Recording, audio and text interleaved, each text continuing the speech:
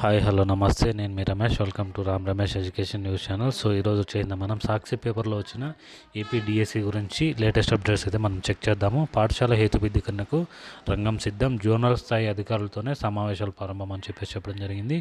GO number 117 రద్దు, మార్గదర్శకాలపై అవగాహన పేరుతో 11 ప్రాంతాల్లో నిర్వహణ, ఉపాధ్యాయ సంఘాలకు అనుమతి లేదు, 510 హై స్కూల్ బస్సులు రద్దు చేస్తామని ఇప్పటికే ప్రభుత్వం ప్రకటన చేసింది. 1830 మంది పీజీటీల భౌత్యం తేల్చిన విద్యాశాఖ, ఉపాధ్యాయులు అనేక అనుమానాలు, తీవ్ర ఆందోళన అని చెప్పడం జరిగింది. అన్ని బూటకాలు ఇవన్నీ, మీరైతే ఎవరు నమ్మద్దండి.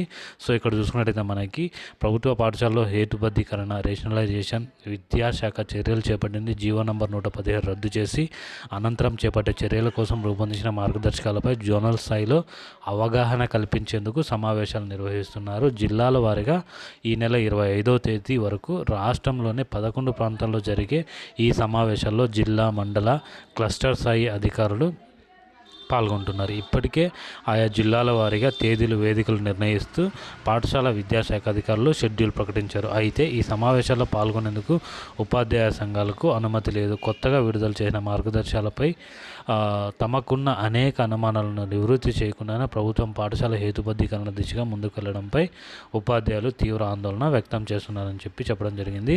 అండ్ అలాగే ఉపాధ్యాయులకు నష్టం జరిగేలా చర్యలు అని చెప్పడం జరిగింది. గత ప్రభుత్వం జీవో నంబర్ 117 ప్రకారం నాణ్యమైన ప్రాథమిక విద్య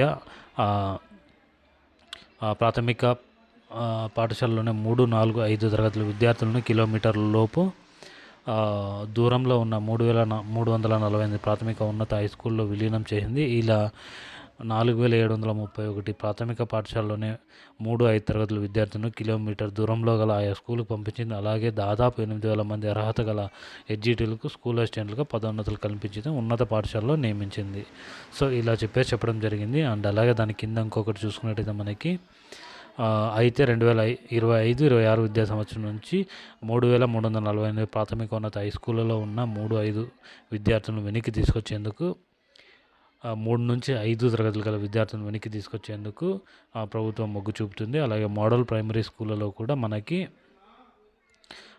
ఏర్పరుస్తామని చంద్రబాబు ప్రకటించడం, కానీ ఆయా స్కూళ్ళలో ఎక్కువ మంది గత ప్రభుత్వం మండలానికి 2 జూనియర్ కాలేజీలు ఉండేలా హై స్కూల్ ప్లస్లను ఏర్పాటు చేసింది. దీనికోసం మండల స్థాయిలో ఎన్రోల్మెంట్ని ఎక్కువగా ఉన్న పాఠశాలను హై స్కూల్ ప్లస్గా మార్చి ఇంటర్ విద్యను ప్రారంభించింది. మొదటి విడతలో 292, రెండో విడతలో 218, మొత్తం 510 ఉన్నత పాఠశాలను హై స్కూల్ ప్లస్గా అప్గ్రేడ్ చేయడం జరిగింది. ఈ పాఠశాలల్లో ఇంటర్ సిలబస్ బోధన 1850 సీనియర్ స్కూల్ అసిస్టెంట్లు పీజీటీలుగా నియమించిందనమాట. సో వీళ్ళందరికీ ప్రస్తుతం చంద్రబాబు ప్రభుత్వం హై స్కూల్లో ప్లస్లను రద్దు చేస్తూ ఉన్నట్టు ప్రకటించింది. అయితే అక్కడ చదువుతున్న విద్యార్థులను ఎక్కడ చేరుస్తారో చెప్పలేదు. అలాగే 1850 మంది హై స్కూల్ ప్లస్ పనిచేస్తున్న స్కూల్ అసిస్టెంట్లను ఏం చేస్తారనేది కూడా వివరణ ఇవ్వలేదు అనమాట.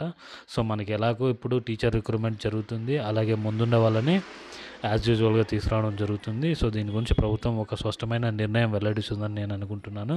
జీవో నంబర్ 117 ప్రకారం 6, 7, 8 తరగతుల్లో ప్రస్తుతం 88 విద్యార్థులు దాటితే 3వ సెక్షన్గా పరిగణిస్తున్నారు. కానీ కొత్త మార్గదర్శకాల ప్రకారం 94 మంది విద్యార్థులు దాటితేనే 3వ సెక్షన్గా గుర్తిస్తారని చెప్పడం జరిగిందనమాట. అలాగే నెక్స్ట్ చూసుకున్నట్టయితే మనకి 94 మంది విద్యార్థులు దాటితేనే 3వ సెక్షను. సో వేలాది మంది స్కూల్ అసిస్టెంట్లు సర్ఫైల్గా మిగులుతారని చెప్పడం జరిగింది. జిల్లా పరిషత్ ఉపాధ్యాయులను కూడా మండల విద్యాశాఖ అధికారులుగా నియమించాలని ఎన్నో దశాబ్దాల ఆ విభాగం టీచర్ల ప్రభుత్వాలను అభ్యర్థిస్తున్నారు. వారి అభ్యర్థులను గౌరవించి గత ప్రభుత్వం కొత్తగా 680 MUO2 పోస్టులను మంజూరు చేసి జెడ్పీ ఉన్నత ప్రధానోపాధ్యాయ ఆ పోస్టులను నియమించింది. ప్రస్తుతం ప్రభుత్వం MUO2 పోస్టులను సైతం రద్దు చేస్తున్నట్టు ప్రకటించింది. ఆ క్రమంలో 680 మందిని తిరిగి హెచ్ఎంలుగా నియమిస్తే మరో 680 మంది స్కూల్ అసిస్టెంట్గా ప్రధానోపాధ్యాయులుగా పదోన్నతులు ఉండవు అని చెప్పడం జరిగిందనమాట. ఇది ఈరోజు డిఎస్సి గురించి వచ్చిన లేటెస్ట్ అప్డేట్ అనమాట. Thank you so much. Please like, share and do subscribe our YouTube channel. జై హింద్.